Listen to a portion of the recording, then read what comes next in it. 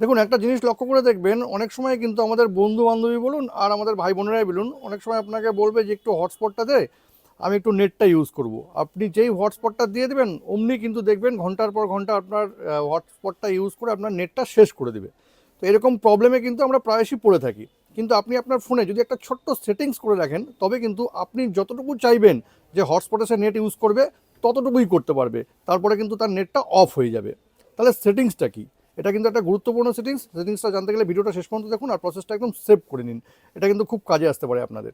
দেখুন, এই জন্য শুরুতেই চলে আসতে হবে আপনার ফোনের সেটিংয়ে ক্লিক করে নিলাম। এবার দেখুন এখানে একটা অপশন আছে কানেকশন অ্যান্ড শেয়ারিং, এখানে ক্লিক করতে হবে। এবার এখানে ক্লিক করে নেওয়ার পর দেখুন পার্সোনাল হটস্পট, এখানে ক্লিক করতে হবে। এবার দেখুন এখানে একটা অপশন থাকবে কানেকশন ম্যানেজমেন্ট, এখানে ক্লিক করতে হবে। এবার এখানে ক্লিক করে নেওয়ার পর কিন্তু এখানে দেখুন এখানে আছে ডাটা রেস্ট্রিকশন। এক একটা ফোনে কিন্তু এক এক রকমভাবে লেখা থাকে, কিন্তু সব ফোনে কিন্তু থাকতেই হবে এটা। এবার এই ডাটা রেস্ট্রিকশনে আমি ক্লিক করে নিলাম।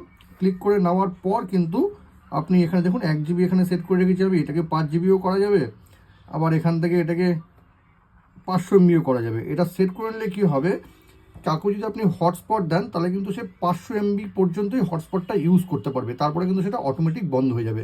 এইভাবে কিন্তু নিজের মতন করে ডাটা সেট করে রাখা যাবে, এতে কিন্তু আপনার অনেক সুবিধা হবে। ফোনের এই গুরুত্বপূর্ণ সেটিংসটি যদি আপনাদের কোনো কাজে লেগে থাকে তবে কিন্তু এটাকে অবশ্যই শেয়ার করবেন। আর এরকম নতুন নতুন ইনফরমেটিভ ভিডিও পেতে প্লিজ সাবস্ক্রাইব আমার চ্যানেল সাবজেক্ট সম্রাটকে। Thank you.